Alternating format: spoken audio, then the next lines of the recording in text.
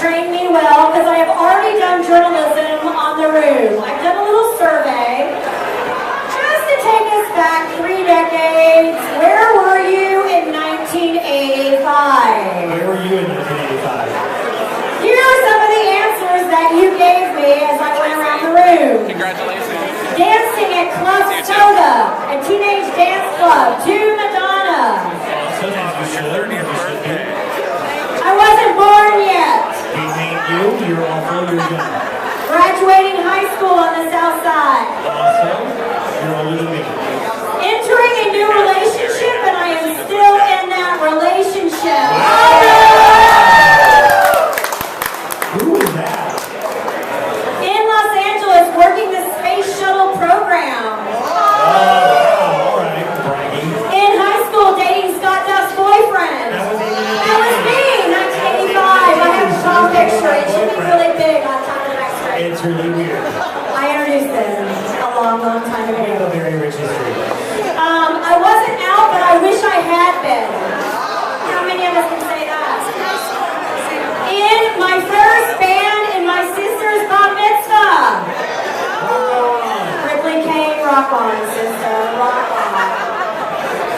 I was dating a girl for the very last time. I was in 5th grade Catholic school. A lot of yes, Kurt Williamson too, see? Still in therapy. So, those are just some of where we all were 30 years ago, but let's thank the team. I think we should thank the team. All right. I need some audience participation here. I want to thank people who've contributed to Windy City Times in some way, large or small.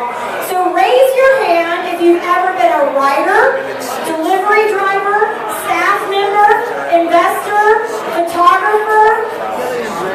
You've written a letter to the editor ever in your life in the past 30 years. Raise your hand.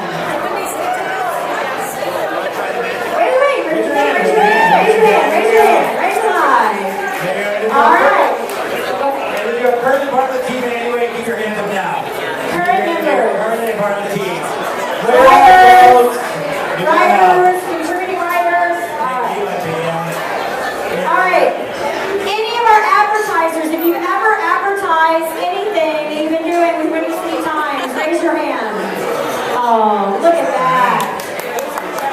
You are really the real reason because we are free paper, folks, online and in print, and we are entirely supported by those advertising dollars. So go around if you saw somebody's hand raised and ask them, what did you advertise? I want to support your business. I want to work with you because these are people putting their dollars back in the LGBT community.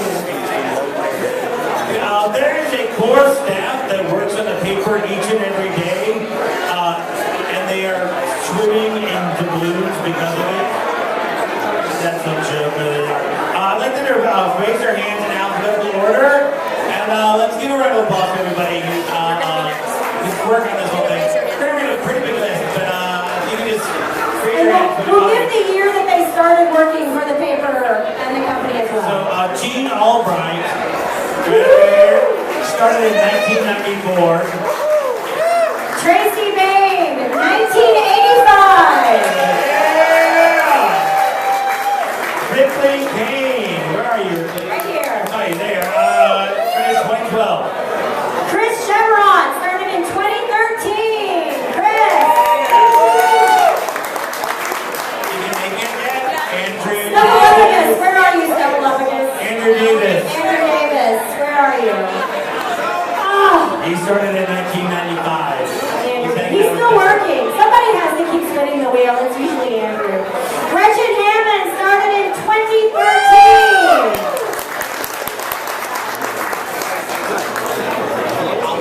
Terry Klinsky, where are you, Terry? There you are. 1995. This lovely lady right over here, my matching Sears hooker. We have no idea how this happened. We have no idea. We're on the same cycle. They are in the same cycle. Matheny started in 2001. Right over there. Mike Oles, our newest member, started in 2015. Matt Sept. Where are you, Matt? There you are, back there. Started in 2013.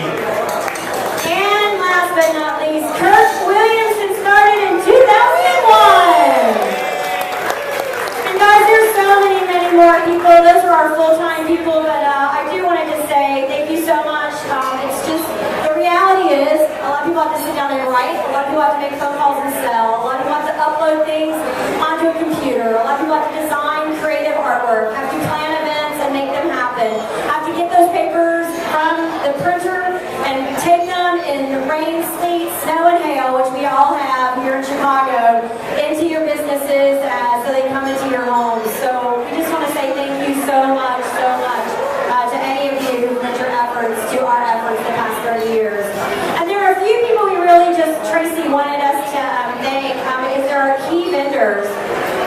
Marty Marrow of Love Your Website has been the core of our online presence for over 20 years. So she really helped take us into the new dawn of the new age. David Schaefer and Stephen McIntosh of Ecotac. They're our backbone of everything we do with our computers, David and Steve. Frank of Graphic Image and the folks at Top Web are amazing printers, and they've been with us for forever. And you can't do anything without the accountant. And Deb Murphy, thank you so much for paying the bills, helping us make sure we didn't pay the bills.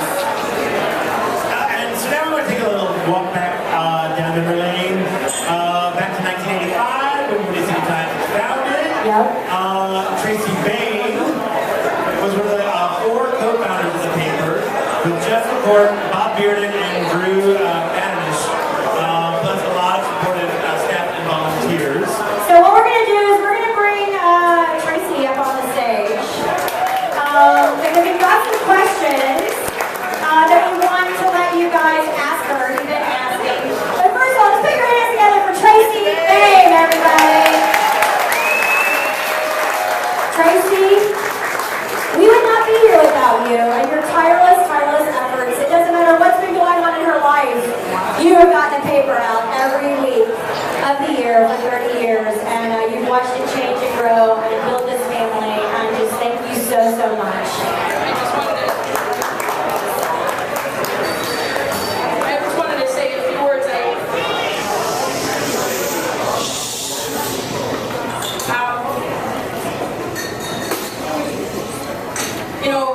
This has been a pretty brutal year in our community. We've lost a few big names that I wish were here today, including Bill Kelly, who was in gay media and one of the pioneers in the 1970s. I want to especially thank those people in 1985. I'm going to be choked up both because I'm sick and because I am choked up. Those were amazing times, but these are amazing times too. You can be amazing in whatever time you're living in. We shouldn't be overly romantic about those times because there's amazing stuff that's still happening today. But it was an incredible time in our movement, and I feel so lucky to have been part of it and to have met the people who are no longer with us today.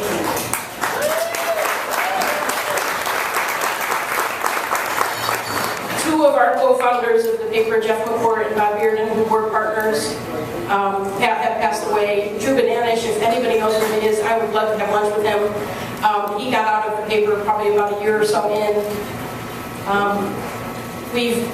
We had initial, it's a very convoluted past, but in 1987, when I left, there were some people that believed in me at age, I don't know, when I was 24 years old to start Outline's newspaper, which is the only reason I ever got back Windy City Times 13 years later, because I was still working in media. And that's thanks to people like Dan Schaefer and Scott McCausland, who believed in me in 1987 and somehow gave me some money to start a newspaper. And later on, Pete Dalen came all the way here from Costa Rica with his partner Terry today, which I can't believe.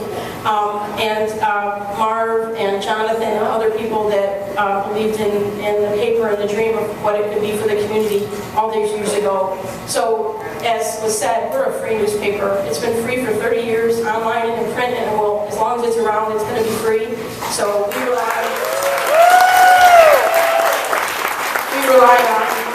on our advertisers and our investors in those early years to make it happen. There are some staff which, I'm really lucky. I'm not a great boss. Let me just say, I'm really not a good boss. But for some reason, we have some staff that have been with us for 20 years. out of those 30. So Terry Klinsky, the assistant publisher. My partner, Gina Albright, really. She deserves some sanctuary there, hope. And two of our other long-term employees, Amy and Kirk, have been with us since 2001. So we are really very, just so amazingly lucky to have people. We're a very small team of people, plus then this core of other people that deliver the paper and do so much for the paper. So I just feel so lucky to have all those people around that make it happen. Unfortunately, so many of them are so shy that everybody thinks it's just me. Like my managing editor, Andrew Davis, he's not here, right? He pulls that paper together every week, and I get the credit for it. And Terry hates having her photo in the paper. Jean doesn't like any attention. So really, it's not that I like the attention, it's everybody else like avoids the camera. So I would prefer them to be out front for the next 30 years, so I don't have to be. And now we're going to do some Q&A, and I'm happy to answer any questions that people might throw out. We're going to do about 10 minutes, I think, of rapid-fire questions that people had about 1985. Yeah, what was a typical day at Windy City Times in '85, and what is a typical day now? A typical day was actually the production side of the newspaper took forever. The 7-day cycle of the newspaper, most of that was actually typesetting the stuff in, laying it out. Really, the physical putting together of a newspaper back then was tremendously difficult compared to now. We felt lucky though, because it was actually a lot faster than it had been even a couple years before. So the technology was speeding up greatly then, but it was still very labor intensive. So the fact is now, all of our employees work at home. Kurt Williamson puts together the paper up in Rogers Park. Andrew, our editor, works in River North. I work in the South Loop. Terry's in Andersonville. And so we all really like each other a lot more because I don't have to manage the paper towels and postage stamps anymore. So it's really, I think it's a lot more freeing for the creative people that want to be up at 2 in the morning doing the work and versus the salespeople that are working at 2 in the afternoon. So that's the big difference, is we have a lot more freedom of our time to do our jobs wherever we can. Who or what was your most memorable interview? Well, in retrospect, Barack Obama. But and that was in 2004 when he was running for the Democratic primary of U.S. Senate.